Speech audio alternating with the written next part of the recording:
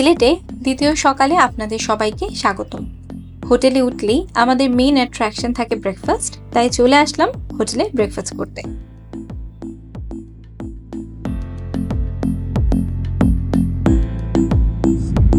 বলো ডে 2 তোমার কেমন যাচ্ছে?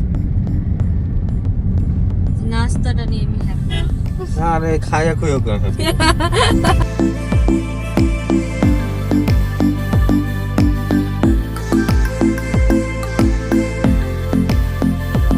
নাস্তা করেই বেরিয়ে পড়লাম সাইট সিইং এ। হোটেলে আমরা যে প্যাকেজ নিয়েছি ওখানেই কিছু স্পট ঘোরাফেরা ইনক্লুডেড ছিল। আমরা আজকে দেখব চা বাগান, ভোলাগঞ্জ এবং রাতারগুল।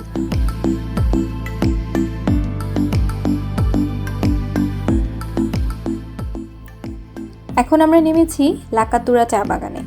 এটি শহরের একদমই কাছে। এখন চা বাগান ঘুরে দেখব।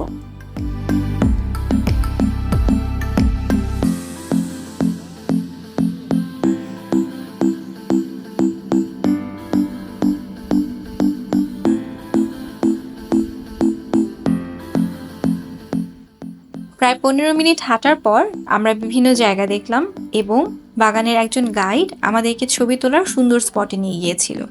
এরপর আমরা সেখানে বেশ কিছু ছবিও তুলেছি।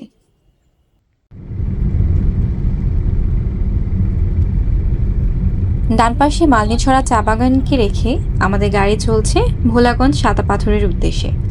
আজকে আমরা যে যে স্পটে যাচ্ছি এর জন্য হোটেল থেকেই আমাদের গাড়ি প্রোভাইড করা হয়েছে, যা আমাদের প্যাকেজেই ইনক্লুডেড। ড্রাইভার ভাইয়া যিনি ছিলেন উনিও অনেক ভালো এবং যেতে যেতে আমাদের সাথে অনেক ইনফরমেশনও শেয়ার করছিলেন। সাদা পাথরে এর আগেও আমি বেশ কয়েকবার এসেছি, তারপরেও সিলেট থেকে ভোলাগঞ্জে আসার যে রাস্তাটা এটা এতটাই সুন্দর যে আমার বারবার সাদা পাথর আসতে ভালো লাগে। দুপাশে সবুজ খোলা প্রান্তর, ইটের ভাটা পেরিয়ে যেতে যেতে দূরের ইন্ডিয়ার পাহাড়গুলো দেখা যায়, বা হুট করে পাহাড়ের মাঝখানে একটু চিকন সাদা ঝর্ণাধারা দেখতে পাওয়া যায়। তখন কিন্তু খুবই ভালো লাগে।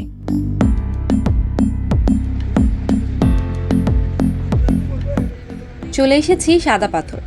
এখন এখান থেকে নৌকা করে আমরা যাব মেইন স্পটে।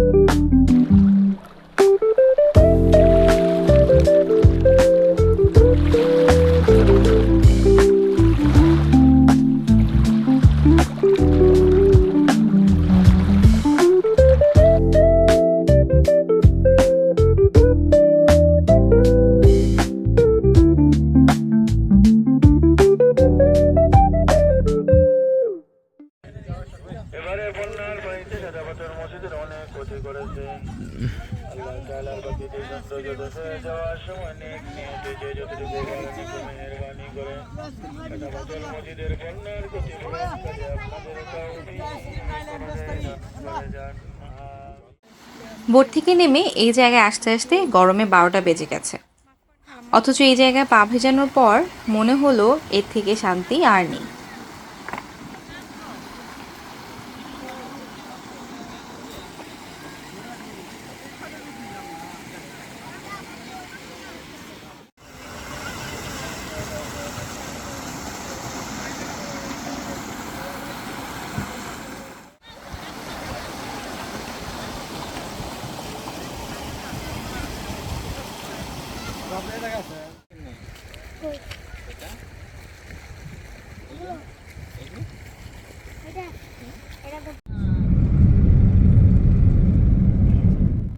সাদা পাথর ঘুরে ওখানেই আমরা লাঞ্চ শেষ করে নিয়েছিলাম।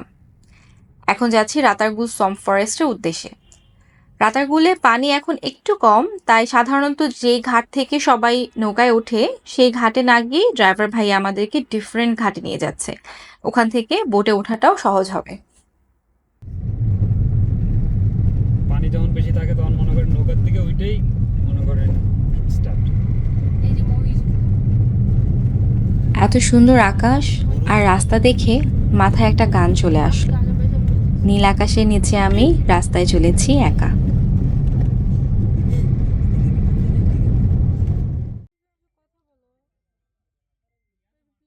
পরিবেশটা অনেক শান্ত আর সুদিং ছিল। এরকম একটা কাম ভেকেশনই যেন আমার অনেক দরকার ছিল।